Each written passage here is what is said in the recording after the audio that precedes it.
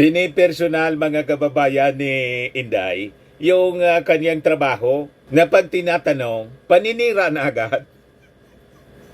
Hindi ba pwedeng yung kanyang perception, tinatanong lang siya para ipaliwanag. Hindi man siya hinahanapan ng diferensya. Kung may nakalkal na diferensya, yun lang.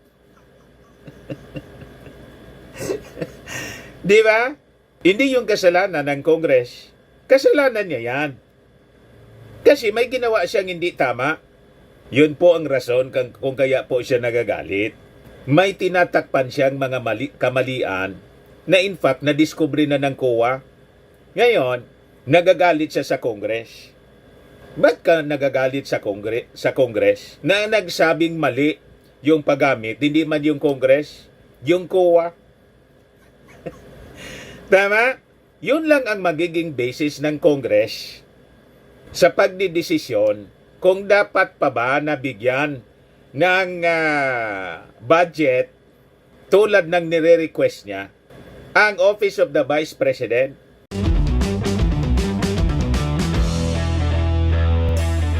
Ito naman po yung bago naming product na binibenta online. iGlow Serum, whitening po siya. Tingnan ninyo yung epekto sa aking anak na architect before and now. Yung mga inquiries po ninyo, dumiretso na lang kayo sa kanyang Facebook account, Riz Maravillas.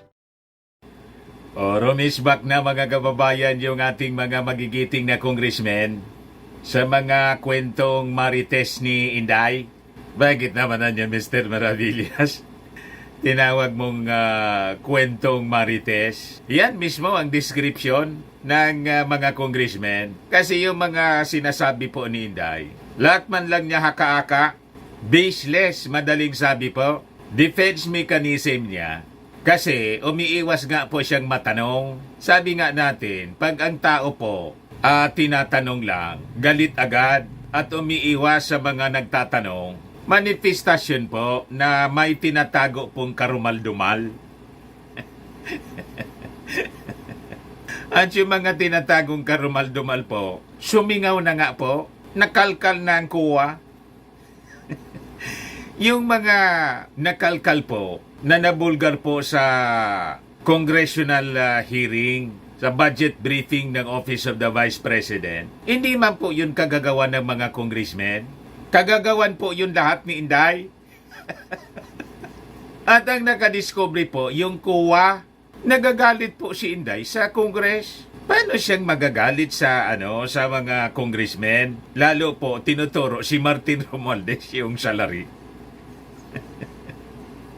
Pinapalabas ni Inday, mga kababayan, sinisiraan siya ng Congress kasi yung vice presidente niya, siyempre, ang perception, tatakbo na Pangulo.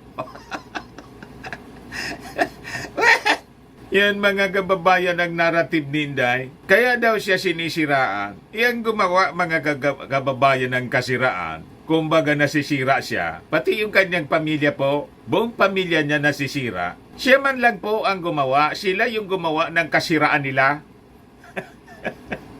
May iakusa ba sa kanya yung Congress kung halimbawa ganon ang kanyang iniisip, ang kanyang sinasabi? May iakusa ba sa kanya yung Congress kung wala siyang ginawa?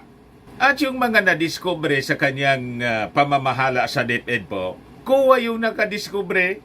O ngayon, iwas posoy si Inday, binakbakan niya yung Congress. Imbes na magpaliwanag at i-defend yung kanyang budget, ayan tuloy, namimiligro na baka kapunin mga kababayan sa budget yung Office of the Vice President. Ang may kasalanan dyan, si Inday. Kasi, alangan man, bigyan siya ng kwarta galing sa taxes ng ating mga mamamayang Filipino na lumalabas, mali yung kanyang pagastos.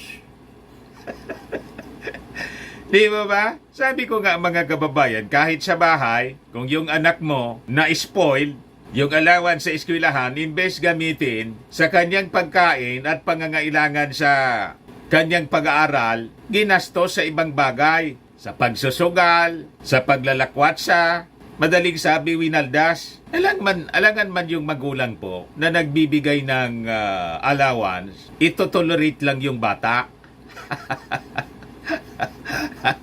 Di ba? As a measure, a good measure ng tatay or ng nanay, babawasan yung budget para sa allowance para hindi po may spoil.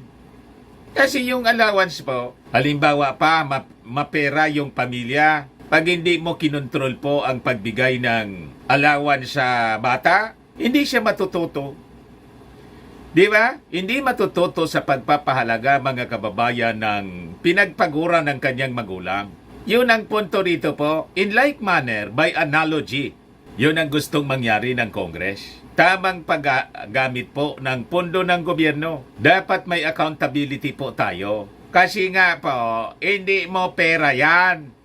O ngayon, rumisbak na yung Congress, mga kababayan. Nagpa-press con kahapon. At ito siya, House fires back. It's Sara Duterte with the scripted answers on fund news. Inaakusa ni Sara na stick to the plan. Yan ang propaganda niya. Ibig sabihin niyang stick to the plan, may plano yung Congress na siraan siya. Scripted niya yung ginagawa ng mga congressmen. Sabi ng mga congressmen, siya niya yung may script. Yung binabasa niyang script, paulit-ulit lang.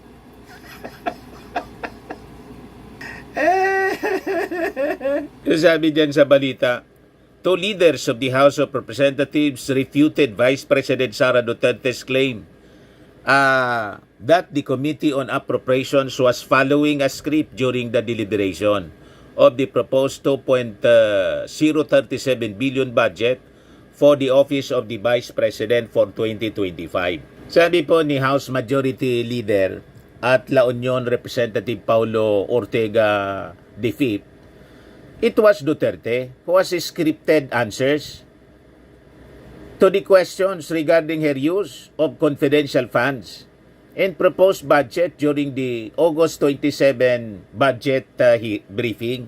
Yung maiksing script niya na siguro hindi man siya yung gumawa noon, si Powa. Hindi pa niya ma-memorize. Pag sasagot siya gamit yung script, binabasa pa niya. Dalawang sentence lang yata yun. Hindi ma-memorize ni Inday. Nakakatuwa. Mapapaisip ka talaga kung si Inday ba abogado.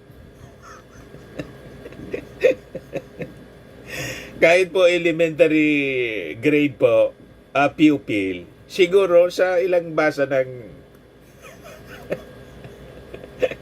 mamimemorize mo na. Pero si Inday, hindi talaga mamemorize po. Kailangang basahin niya yung responsorial sum. Talagang mahina po. Malayong malayo. Walang brilliance, mga kababayan. Napakaigsing script, hindi pa mamemorize. Sabi po ni Congressman Ortega, meron po akong nakitang ma-script. Paulit-ulit po yung sagot niya. Binabasa niya yung script niya. Sabi po ni Ortega, kami po, wala po kaming script, wala naman pong senaryo, wala po namang wala pong ganon, pero lahat po ng sagot ng Vice President, binabasa po yung script. Yun lang po masasabi ko.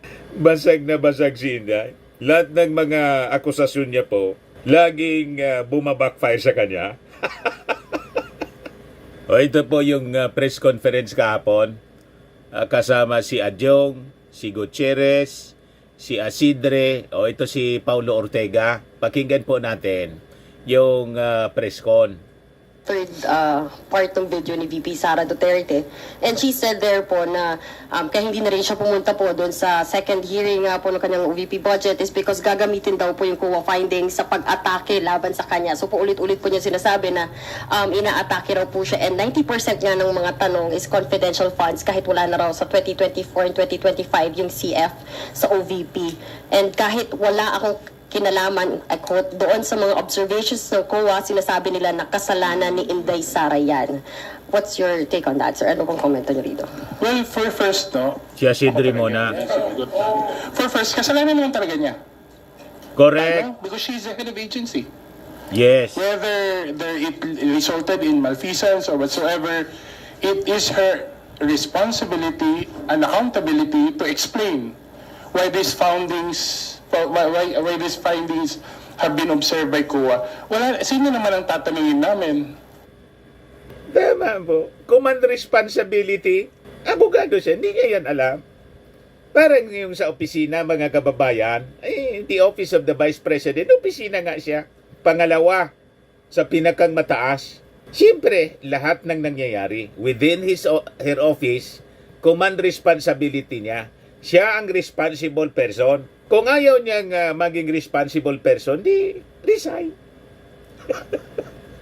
Kung ayaw mo mag-assume ng responsibility kung ano yung mga kamalian or halimbawa achievement, o di, bakit nandyan ka pa? Kahit sa maliit na opisina po.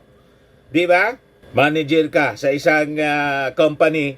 Lahat ng nangyayari dyan, dapat alam mo, naging manager ka pa. Kaya nga, tiniwalaan ka ng may-ari ng company na maging manager. At kung anong kapalpakan na nangyayari within your office, it is your command responsibility. That's simple. Yan ang sinasabi po ni Congressman Isidre ng Tingog Party List. Sino pa man ang tatanungin nila kung hindi yung head officer? Tama po? Hindi pwedeng maghugas kamay si Inday. Gusto niyang maghugas kamay. Yun ang mali sa kanya. She has to assume responsibility. Ang mali pang ginawa niya, wala man lang mga kababayan siyang pinadalang representative. Talagang binoykot, harap-harapang pangbabastos, pag-insulto, pangbabastos sa Congress of the People ang kanyang ginawa. Tapos, sabi ni kaya mali po yung mga argumento ni Sagi Party List Representative Marcoleta na dapat irespeto yung Vice Presidente. Sino bang di nagrespeto?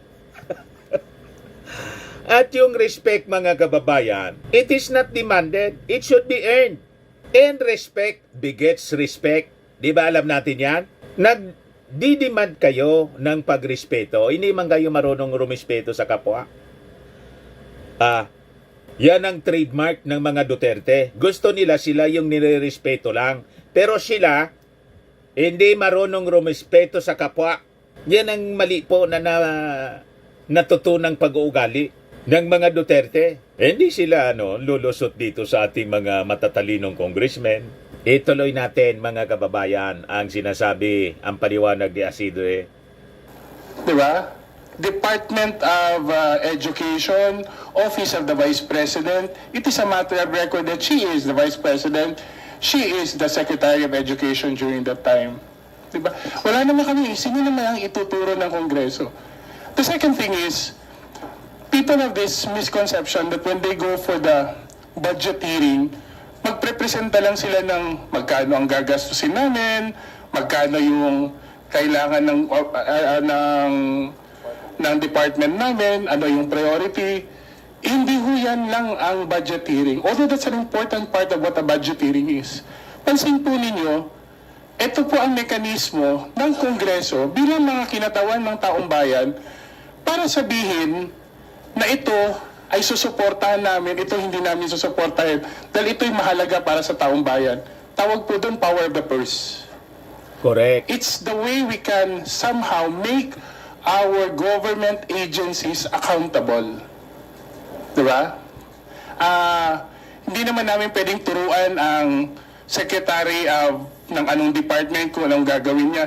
Hindi naman, we cannot impose ourselves on the executive considering the branches, diba? Branches of government. Kasi we're all co-equal branches of government. But by exercising the power of the purse, we are able to hold the executive accountable, and that is not paninira, that is not politika, that is how the political process works. That is how a mature democracy works. Diba? So pumupunta sila dito, sana hindi nila isipin na pagagalitan sila, pupolitikahin sila, sisiraan sila. Pinipersonal mga kababayan ni Inday yung kanyang trabaho na pag tinatanong, paninira na agad. Hindi ba pwedeng yung kanyang perception, tinatanong lang siya para ipaliwanag. Hindi man siya hinahanapan ng diferensya. Kung may nakalkal na diferensya, yun lang. Di ba? Hindi yung kasalanan ng Congress. Kasalanan niya yan. Kasi may ginawa siyang hindi tama. Yun po ang rason kung kaya po siya nagagalit. May tinatakpan siyang mga kamalian na in fact nadiskubre na ng COA. Ngayon, nagagalit siya sa Congress. Ba't ka nagagalit sa Congress na nagsabing mali yung paggamit, hindi man yung Congress, yung COA? Tama? Yun lang ang magiging basis ng Congress sa pagdidesisyon kung dapat pa ba nabigyan ng budget tulad ng nire-request niya ang Office of the Vice President or kailangan natapyasan kasi mali yung paggamit para naman po hindi masayang yung taxes ng ating mga mamamayan. And that is the responsibility ng ating mga congressmen bilang sila ang nagbibigay ng budget. They have the power of the purse. Na parte siya ng bureaucracy sa isang demokratikong bansa. Yung checks and balances, ayaw niyang tine-check. Gusto lang niya mga kababayan, gumastos sa gusto niya. May rules po sa paggastos sa gobyerno. Kung ayaw mong sumunod sa rule sa gobyerno, lumabas ka sa gobyerno. Doon ka sa sarili mong kumpanya. Ikaw yung presidente, ikaw may-ari. Kung waldasin mo yan, problema mo yan. Tama? Pera mo yan. Kahit yung mga empleyado mo, hindi ka pwedeng pagsabihan. Kasi pwede mong sabihin, naman, akin to lahat. Kung malugi ito, ako yung lugi. Although damay kayo. Tama? Yung mga empleyado. Pero sa gobyerno po, iba. Kung ayaw mong sumunod sa reglamento ng gobyerno, kasi may rules po tayo, may batas, pati sa paggamit ng kwarta, kasi nga hindi mo pera yan, umalis ka sa gobyerno. Mag-resign ka na lang as Vice President. Tama po yung ating mga puntos, mga kababayan. Kailan may plano ka pa nga na mag-presidente. Gusto mo nang iluklok yung sarili mo, dinesignate mo yung sarili mo, inappoint mo as designated survivor. Hindi naman po maari yan na ganyan yung pag-ugali mo at papayag kami na magsisweldo ng isang leader na tulad mo. Di ba? Ituloy natin mga kababayan ang press con. Kasi if you look at the proceedings, never naman kaming mga neophytes disrespectful sa kanya, di ba? Never naman katulad kahapon ng kasamahan namin, di naman namin pinasang boses namin. Kami pa. Anang away po kasi sila, yun ang kultura nila. Normal sa kanila yung mga away. Anang away po, tumaas ng boses, si Rodante, Marcoleta.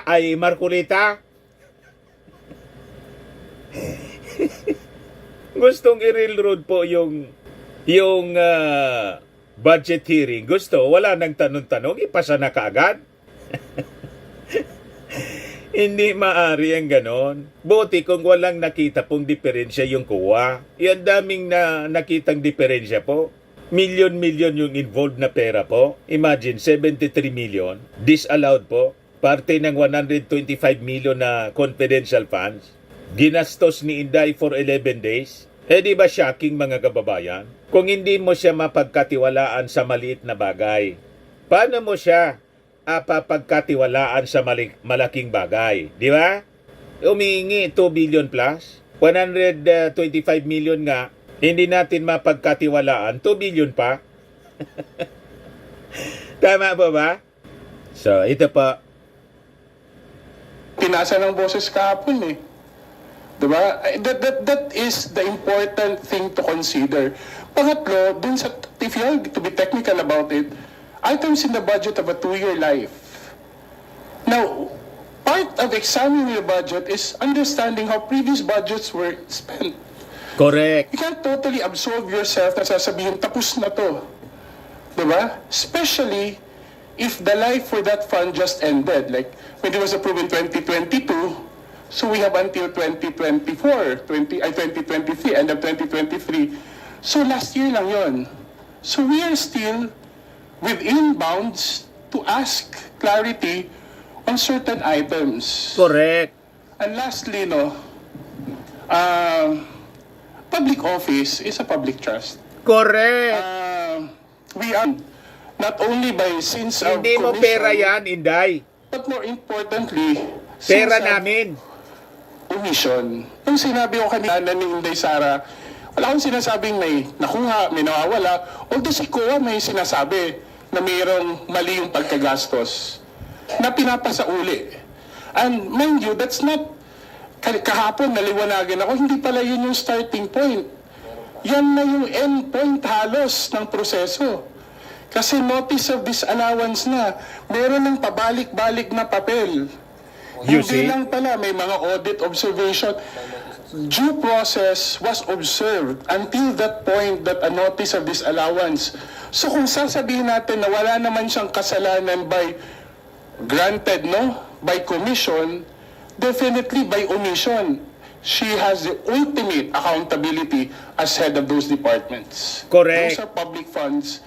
The public office is a public trust. Maikli lang, no? Thank you, Kong Si Jude, Paulo for Ortega na the po. enlightenment.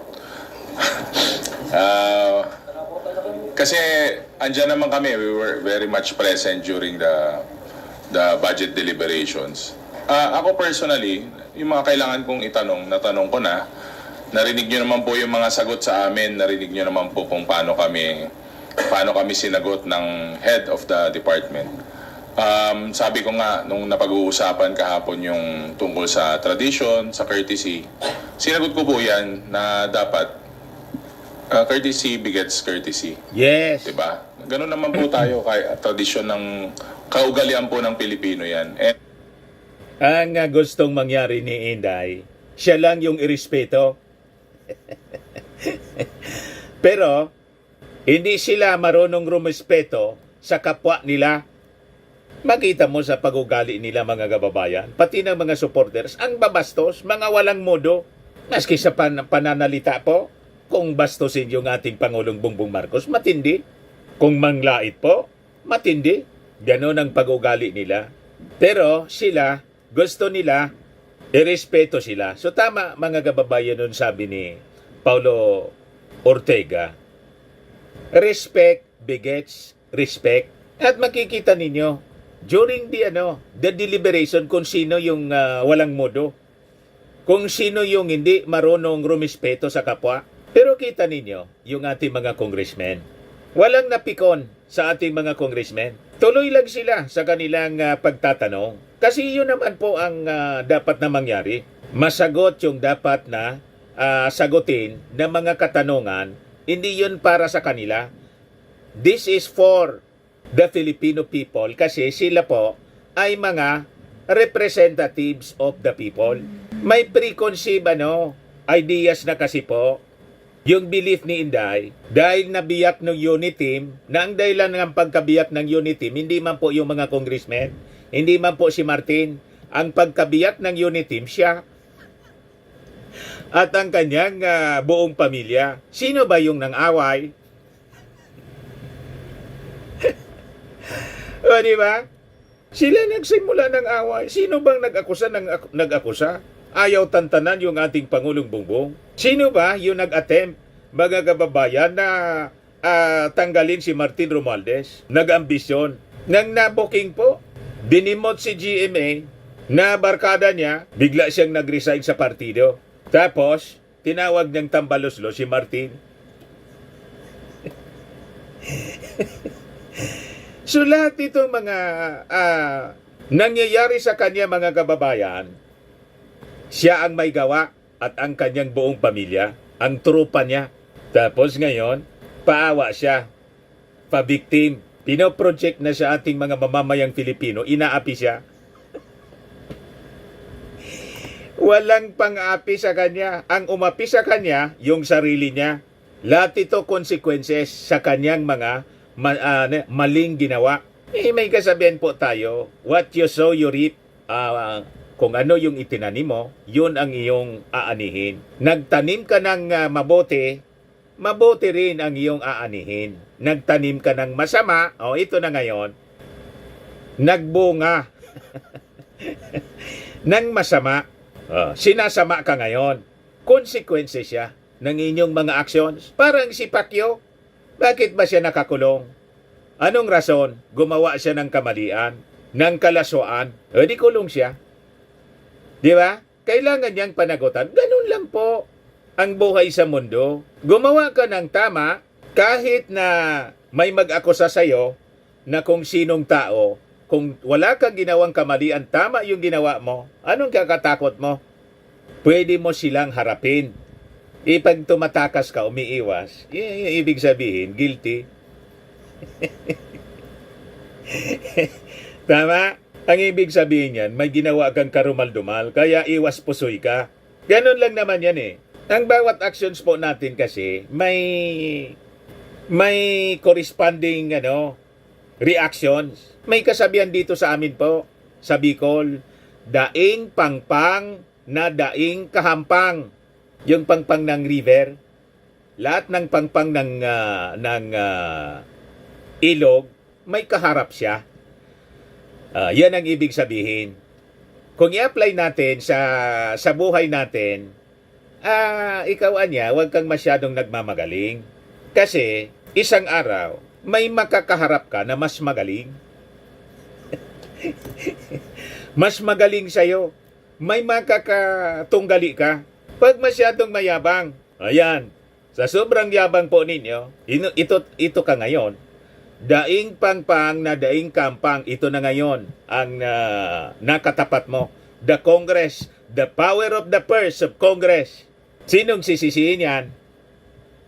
Ikaw mismo ang sisihin mo yung sarili mo dahil sa pag-ugali mong masama. Di mo sila trinatong maayos. Asa ka pa na itatrato kang mabuti. Tama? Tama itong sinasabi ni Paulo Ortega. Respect begets respect. Naintindihan na ninyo, mga taga-nausog, mga Duterte. Ngayon, tuloy natin ang press con, mga kababayan. Sa tingin ko, para sa akin, dahil wala nga nasagot, wala kaming nakuha, ang tingin ko, hindi niya po kabisado yata yung pinopropose niyang budget. Baka hindi niya alam yung nilalaman ng budget niya. Kaya ganun na lang po niya kami sagutin, ganun na lang po yung impression na iniwan niya, tapos hindi nga po nag-attend ka. Baka hindi niya kabisado o hindi niya alam nangyayari sa loob ng opisina niya. Kaya nagkaroon ng mga ganun na problema, yung mga aom niya. Sinabi ko nga po during my line of questioning nung first. Alam niyo kung ano ang reading ko? Pinagtatakpan pa siya ni Paulo Ortega. Baka hindi alam. Alangan man hindi niya alam. Yung paggastos ng confidential funds, hindi niya alam. Pero tingnan ninyo. Sa statement po ni Paulo Ortega, parang pinagtatakpan pa siya. Sinisave pa siya sa kahiyan na baka hindi niya alam. You see, mga kababayan? Pero sabi nga natin, at sabi ni Asidre, command responsibility. Kaya hindi mo alam, that is, sins by omission. Tama? Ituloy natin. Budget briefing na yung 5 million nga na aom at hindi mo na apela o hindi mo na depensa o hindi mo na ibalik, may mga natatanggal nga pong mayor. May Correct. mga naalis po ng mga public officials dahil sa mga ganyan na problema. So seryoso. Baka hindi niya lang alam kung how her budget works or ano po laman ng budget niya.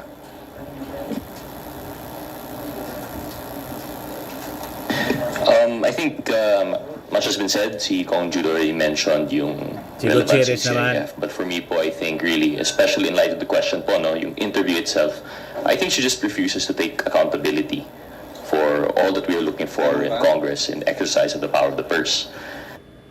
So yan ang sinasabi natin. Iwas pusit, iwas pusoy. Ayaw niya kasi na mag-take ng responsibility. Hindi man po pwede. Kung ikaw ay ayaw mo nang mag-take ng responsibility, so you have no right to become a leader. Tama? Ang matinong leader po knows how to take responsibility. Positive man o negative ang nangyayari, mga kababayan, sa kanyang opisina, he has to take responsibility. Tama po? So lalong hindi siya nararapat na maging leader. As Vice President, lalo na sa pagkapangulo, dapat responsible official ka. O lalo nating nakikilala, mga kababayan, ang pagkatao ni Inday, na siya po unfit na maging leader po natin. Ang dapat na leader po, tulad po ni Martin Romualdez, marunong mag-take ng responsibility. Kaya tingnan mo, nandyan ang nakuha niya yung support ng napakaraming mga congressmen, pati nga yung minority. Saludo sa kanya. Yung mga anti-Marcos, anti-Romualdez, antay na yon. Ngayon, ina-accuse ni Inday na sinusupport daw yung minority bloc ni Martin Romualdez. At yun anya, malinaw na pagsuporta sa NPA. Ganon katindi po mag-akusa si Inday. Isabi nga natin, itong mga nasa minority bloc, may sariling mundo sila. Kung bakit sumang-ayon sila sa mga sinasabi ni Martin Romualdez, hindi na ngahulugan na sumapi na sila kay Martin. Kundi, naka-align lang kasi, nakita ng minority bloc, tama naman yung ginagawa ni Martin Romualdez. Di ba? Ganon po yun. Ngayon, pinalalabas ni Inday, nagsasabuatan yung Marcos Romualdez with the minority bloc, yung Makabayan, at saka NPA. Nagsasabuatan po para ipin down siya. Conspiracy theory po. Naging conspiracy theorist si Inday po. Malabo pa sa sabaw ng pusit po yung mga pinalilitaw na theory ni Inday. Ituloy natin yung sinasabi ni Congressman Gutierrez. Kasi naman po, yung CIF na bagit naman ni Kong Jude kung bakit we would think that she is responsible or should be responsible whether by omission or by commission. But to say that dahil lang po CIF yung topic of questions, I don't think that's true.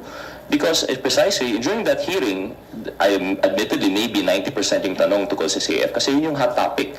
We just received the notice of disallowance. We just received the COA reports. And mind you, the dates were 2024. We couldn't have asked this in 2023. So this was the right time to ask these questions. Now, we went to have that first hearing. Nagtanong po tayo tungkol sa CIF. Ayaw niya po sumagot. The next hearing, we prepared questions for 2025 naman. And again, tama si Kong Jude, 2023 kasama po yan. When you look at the NEP 3 years po ang nandyan, you have the proposed 2025, you have the current, which is 2024, and you have the actual 2023. So I think definitely within the bounds po nung hearing namin, we can exact questions about the utilization of 2023, which includes precisely yung subject of the audit report. Now, granted, ayaw niyo pong sagutin yan. We were prepared. I think individually, I was expecting some other cons to also ask about the CIF. Pero apparently, parang the opposite na. Parang 97% naman yung tanong is about 2025, 2024 utilization.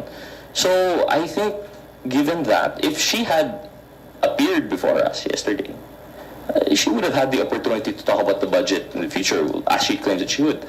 But, with the interview na lumalabas, parang linilihis po eh. Correct. She just refuses to answer questions, whether man it is the CIF or whether it's about the actual budget proposed and used currently. So, I think that's my take po on the interview po and the timing of its release. Salamat po. Kita ninyo, very fair po yung sinasabi ng ating mga congressmen. Ito pa lang si Gutierrez, Congressman Gutierrez ng One Rider Party List, taga rito sa amin, taga Legazpi. Mga brilliant minds, the young guns in Congress. Mga magagaling sila, matatalino po. Malayo po si Inday. Malayo po. Tuloy natin. So on my part, this is how I look at it. Siya, I'm Jong. satisfied because COA is not selective on rendering their decision, especially if it is born out from their own findings. Na even nobody really is exempted from the scrutiny of how each agencies of government, regardless whether you're on top or you're the highest, you're not insulated from the COA assessment by way you utilize the fundings sourced out from the taxpayers' money. So I'm satisfied on that aspect. Kasi Itong si Adjo nga po, mga kababayan, sabi niya sa isang interview, na kinausap niya pa si Inday tungkol sa sa budget. Kasi paano ko niya i-defend yung budget mo? Siya yung magi-sponsor po ng budget ni Inday doon sa plenary kung hindi mo ipapaliwanag kung paano mo ito ginastos. Siya yung sponsor. Siyempre, during the deliberation sa plenary po, kung hindi na i-defend ni Inday doon, paano niya i-defend doon sa plenary?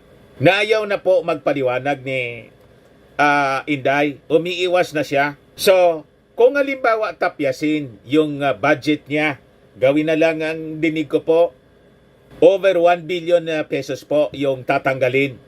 Kasi nga po, duplication lang ng serbisyo ng iba pang agencies of the government, tulad yung pamimigay ng medisina, medical assistance, yung magnegosyo taday, duplication ng sa DOLE, yung ayuda, duplication ng sa DSWD, na pwede naman daw siya, sabi ni Congressman Abante, na humingi ng allocation sa mismong DSWD. Kailang pinopolitika niya, pati yung DSWD. You see? Gusto talaga ni Inday, siya yung humawak ng pera. Paano ibibigay sa kanya yung pera? Hindi na nga niya ma-justify kung paano ginastos. Kaya ito po yung latest sa Congress. House eyes over 1 billion cut in OBP budget for 2025. So talagang kakapunin po ng Kongreso kasi unang-una ayaw man mag-appear ni Inday. Inisnab na niya yung hearing. So, paano i-defend ni Adjong yung budget niya? Na ayaw siya na ayaw niyang mag-appear. Tama? Paano ka bibigyan ng budget na yung humihingi, ang gusto niya, bigyan lang siya, pero ayaw niyang ipaliwanag kung bakit siya humihingi ng kwarta? Spoiled brat talaga po. Confirm yung bata na pag hindi mo binigyan ng kwarta, nagwawala.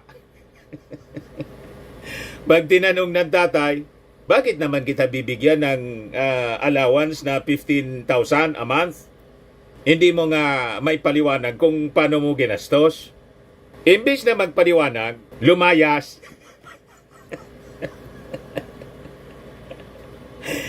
Yan mga kababayan si Inday. So, asa ka pa na yung tatay magbibigay ng 15,000 allowance sa batang spoiled? Siyempre, gagawin ng tatay, o sige, ayaw mo magpaliwanag, imbes na kausapin mo ako, lumayas ka, di maghanap ka ng sarili mong allowance. Wala kang allowance ngayong taon. Magano ka, working student ka, kung gusto mo. Ayaw mong pasakop sa authority ng tatay.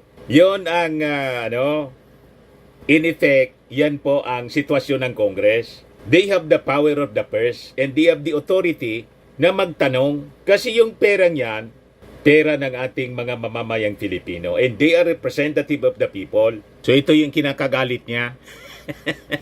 Si Franz Castro, sabi dito, cites glaring mismanagement, COA disallowed expenses. The House of Representatives is planning to slash by half the 2 billion budget of the Office of the Vice President for 2025. Lawmakers noted the Commission on Audit has disallowed 73.2 million pesos out of 125 million in OBP intelligence funds that were used up in just 11 days in 2022. COA also flagged the Department of Education, which Vice President Sara Duterte previously headed, for building only 192 classrooms or 3% of its target of 6,379 classrooms last year. Kaya po yung sinasabi po ni Inday at ng mga defenders niya, na mga vloggers, na kahit zero budget na niya, magtatrabaho siya. Binigyan nga po ng napakaraming kwarta. Ang naipagawa niya, 192 classrooms lang. Asa pa kayo, kaya tinawag ni Saldico si Inday na tamad. At hindi niya namin ayaan na lustayin niya yung pera ng bayan. Balibaliktad yung sinasabi po. Binigyan ka ng napakaraming kwarta, hindi mo na nagawa yung pinapagawa sa'yo. Pagkatapos ngayon pa sasabihin mo, you can work with zero budget. Pag binigyan ka ng zero budget, siguradong araw-araw, tulad ngayon, paninira ang maririnig sa'yo.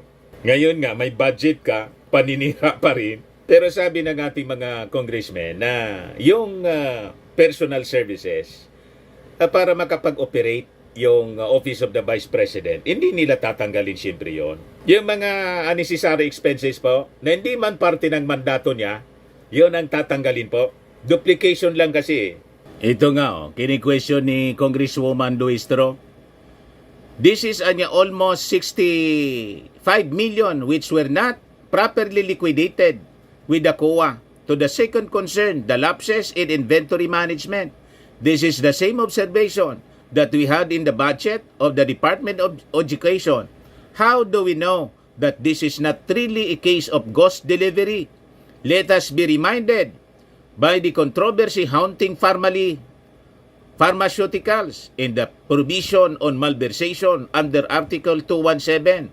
I think it is more prudent that we leave Kalusugan Food Truck to the management and implementation of DSWD. Yan o. Luistro questions lacking documents, inventory lapses in OBP welfare programs. During the House Committee on Appropriation briefing on the proposed budget, Luistro asked the Commission on Audit to confirm whether the OBP failed to submit proper documentation for several welfare distribution projects. Matindi po. The question programs included the Pansarap Bans pilot testing in Davao City amounting to 57,539. A similar pilot testing in Maguindanao costing 434,520 in various disaster relief and year-end food pack distribution totaling nearly 65 million. COA confirmed that documentation was lacking for these projects. Walang mga dokumento po. Which Luistro pointed out as a failure in proper liquidation. Hindi niya ma-liquidate po. Luistro also raised concern about the OBP's Kalusugan Food Trucks program, citing COA findings of mismanagement in food inventory. Issues included food items nearing expiry, missing items, and unventilated storage. Luistro suggested the program might be better managed by the DSWD to avoid potential issues of ghost deliveries, drawing comparisons to past controversies such as the Farmally scandal. Alam na, pag ghost deliveries mga kababayan, kinobra yung kwarta, wala mang delivery. Madaling sabi, in short, corruption, pagnanakaw. Balikan natin si Adjong sa kanyang sinasabi. Gawa ang COA yung kanilang trabaho. Now, similarly, ang trabaho din, mandato kasi ng COA yun under the Constitution. Ang mandato rin ng House of Representatives, as explained very well by Kong Jude and Kong Pao and Kong Rog, ay busisiin yung budget na pinopropose bawat taon. Part of that busisiin really is to look at how we can comprehensively appreciate the budget that was given to a certain agency, how they utilize that, supported by the COA reports. Kasi importante po yung utilization, especially if the budget is continuing appropriation. Kasi hindi yung isang mga, in many cases po, ang mga ahensya hindi nila nauubos sa isang taon ang kanilang pondo. Meron pa talaga pong naiiwan dyan. Ngayon, mapapansin po natin, may mga programa po sa dating budget na minimaintain, na pinapropose sa darating po ng mga taon. So, ikukumpara po natin yan. So, pag ikumpara po yan, Correct. pinag-uusapan po dyan yung utilization rate, pinag-uusapan po dyan yung effectivity ng pagbibigay ng pondo at paggagastusan ng pondo. At of course, ang COA talaga magmamatter sa budget hearing. That's why we always look on to ano yung mga supporting documents para masabi natin na itong pondo na ito ay tagamit at kailangan pang pondohan. So basically, if we focus on that, yung mandato ng bawat opisina, mandato ng bawat ahensya na ginawa ng gobyerno, wala po tayong rason para sabihin na ito ay pamumulitika. Ito ay isang senyales na maganda at vibrant at strong ang mga ahensya ng ating gobyerno, especially on the principle of check and balances. Sana po doon na lang po ang anggulo ang ating makita. So ginagawa lang yung mandato ng ating mga congressmen. Responsibility nila ito. Trabaho nila ito. Minamasama po ninday. Kaya pag hindi na siya mag-attend, deserve niya natanggalan mga kababayan ng budget. At ito ngayon yung pinopropose ng minority bloc. At tingin natin, justified po siya. Tama lang po. Tanggalan ng budget yung socio-economic program delivery ng Office of the Vice President. Citing findings from COA, ito pong si Kabataan Party List Representative Raul Manuel highlighted the minimal disbursement of funds for crucial socio-economic programs. The Magnegosyo Taday program, for instance, sabi niya, used only 0.4% or 600,000 of its 150 million pesos budget in 2023, benefiting only 4 groups instead of the targeted 1,000. Meanwhile, in the pagbabago campaign issues such as the pre-signed forms by supposed student beneficiaries in unclear recipient guidelines raised concerns about the program's integrity and effectiveness in reaching its intended targets. Manuel criticized the OBP's inefficiency in providing services, contrasting it with the quick use of confidential funds. He suggested removing the OBP socio-economic program budget, recommending that services be directly managed by the agencies. So sabi po ni Manuel, pinapakita nito na based on actual experience niya, ay inefficient ang pag-provide ng serbisyo ng Office of the Vice President. Pero then again, kung usapin sa confidential funds, ang bilis-bilis gamitin. Kaya nagagalit si Inday kasi yung mga kasalanan niya, sumingaw. Di ba? Yung mga karumal-dumal po na naganap. If I am to propose something concrete, ang isinusulong na natin ay tanggalan na ng budget yung socio-economic program delivery ng Office of the Vice President. Mabuti pa na sa ibang ahensya na dumiretso yung ating mga kababayan for services. Tama po, DSWD po. Ang gusto ni Inday po, siya yung humawak, nagsarili ng gobyerno, dinuplicate niya yung serbisyo ng other agencies of the government para ma-justify niya yung paghingi ng kwarta.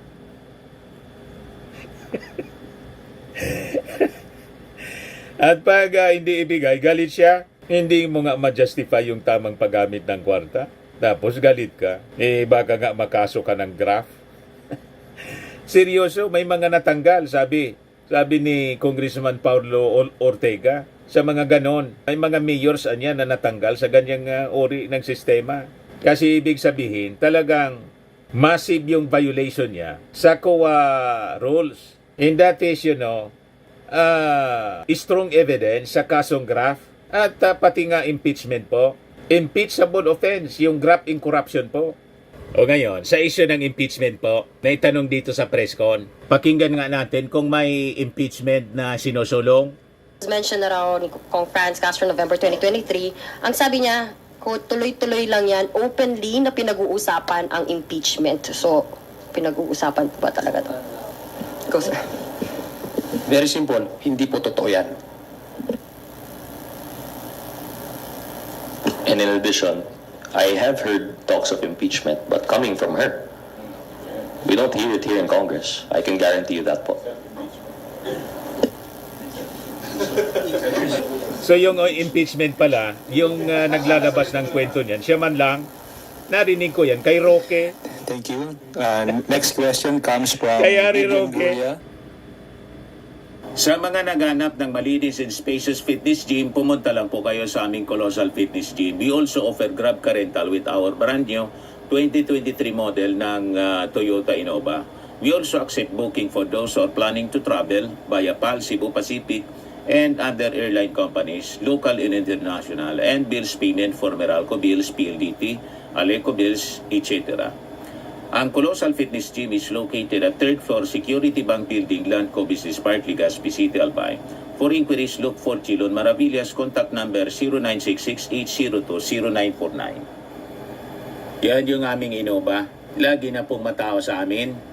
Pati mga foreigners po, tingnan ninyo. Mga British tourists sila. Ang lalaki ng katawan na, mga kababayan, nag-gym sa amin. Ito naman po, Indian National. Ito mga mga European sila. Ito naman yung bago naming product na binibenta online, Eye Glow Serum. Whitening po siya galing sa South Korea. Tingnan ninyo yung epekto sa aking anak na architect entrepreneur, Riz Maravillas. For inquiries, look for Riz Maravillas on FB. Ito naman po, Firmax Firming and Lifting Cream. Pinapahid po ito sa mga pulses and affected area. Mainam po ito sa mga pains at paninigas na mga kaso-kasuan. Ito po, Automax Radiant Serum. Sa mukha naman yung application. Anti-aging po siya. You will look 10 years younger than your age. Sa mga cancer patients naman po, baka lang gusto ninyo itong itry. Nengxia Red Mix Fruit Drink. Hindi man po siya gamot, food supplement siya. Kaya lang, gawa siya mga kababayan sa goji berry. Yung goji berry may anti-cancer properties. Yung mga inquiries ninyo, dumiritso na lang kayo sa aming messenger sa Facebook para masagot namin agad. Ayos po, ako po si Dante Maravillas. Bye-bye. God bless.